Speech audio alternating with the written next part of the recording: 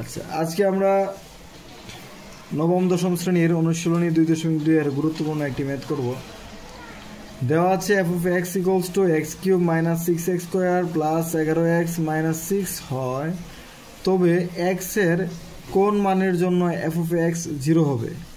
মানে বলতেছে এই যে f of x টা দেওয়া আছে, এইখানে x এর মান কত হইলে এই f of x টা কি হবে, 0 হবে। তার মানে প্রশ্ন অনুযায়ী আমরা লিখতে পারি এটা ইকুয়ালস টু কত, 0।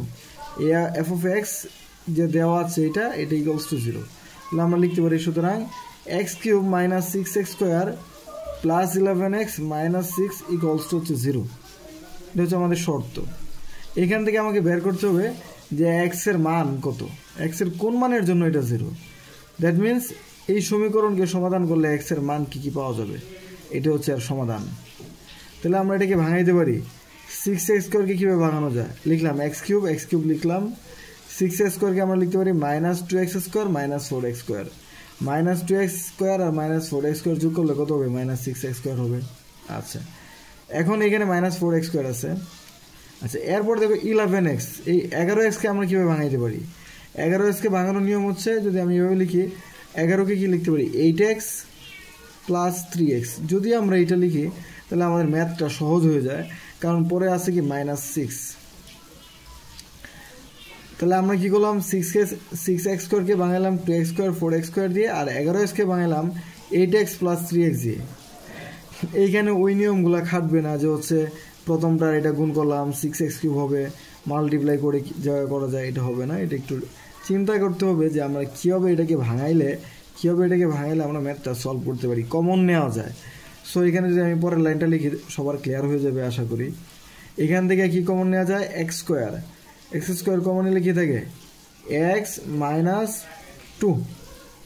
পরে এইখান থেকে এই দুইটা থেকে কি কমন নেওয়া যায়, মাইনাস 4x কমন নেওয়া যায়। যদি আমি এখানে মাইনাস 4x কমন নিই তাহলে কি লিখতে পারি, এখানে থেকে এক্স, এখানে থেকে মাইনাস 2।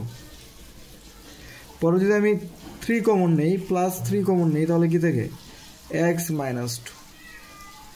তাহলে বোঝা গেল প্রত্যেকটা দিয়ে আমার এক্স মাইনাস 2 কমন আছে। তাহলে এই তিনটা থেকে আমি কি করতে পারি, এক্স মাইনাস 2টা কমন নিতে পারি। এক্স মাইনাস 2 কমন নিলে কী থাকে, এখানে তো এক্স স্কোয়ার, এখানে 4x, x square minus 4x plus 3। এখন আমাদের কি করতে হবে, এটাকে ভাঙাইতে হবে। এটাকে ভাঙানোর নিয়মটা কি তো আমরা জানি, সহজ। মিডল টার্ম ব্রেক করবো, 3 দ্বারা এটাকে মাল্টিপ্লাই করলে কী হয়, 3x স্কোয়ার হয়। সো 4xকে ভাঙানো সহজ ওয়ে হচ্ছে x square minus 3x minus x minus 3 plus 3। Minus 4xকে ভাঙাইতে পারি minus 3x minus x minus 4x। আবার গুণ করলে কত হয়, minus 3x square plus 3x square হয়। সো আমি পরের লাইনে লিখতে পারি x মাইনাস 2। এখানে আমি সেকেন্ড ব্র্যাকেট দিই, x কমন নেই তাহলে কি লিখতে পারি, x মাইনাস 3 মাইনাস 1 কমন নিয়ে লিখতে পারি আবার x মাইনাস 3 ইকুয়ালস টু 0। তাহলে আমরা আলটিমেটলি লিখতে পারি x মাইনাস 2 ইন্টু এই দুইটাকে একসাথে লিখি x মাইনাস 3 কমন থাকে হচ্ছে x মাইনাস 1, তাহলে এটা ইকুয়ালস টু 0। আমাদের ম্যাথ সলিউশন হয়ে গেছে। Finally x minus 2 into x minus 3 into x minus 1 equals to 0।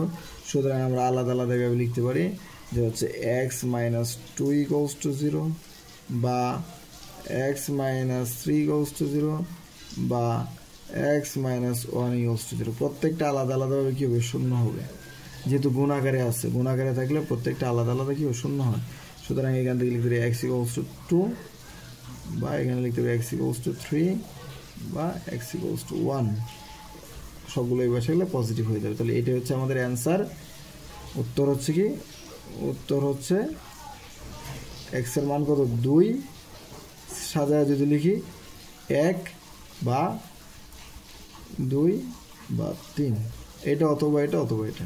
তাহলে x এর প্রশ্ন হচ্ছিল x এর কোন মানের জন্য, x এর কোন মানের জন্য f of x 0 হবে। মানগুলো কি কি, একটা মান হচ্ছে 1 অথবা 2 অথবা 3। এই তিনটা মানের জন্য কি হবে, x এর মান 0 হবে। এটা হচ্ছে অ্যান্সার, 1 অথবা 2 অথবা 3 বা দিয়ে লিখবো প্রশ্নের মধ্যে, উত্তরের মধ্যে 1 অথবা 2 অথবা 3। আজকে পর্যন্তই, আশা করি সবাই বুঝতে পেরেছ। ধন্যবাদ।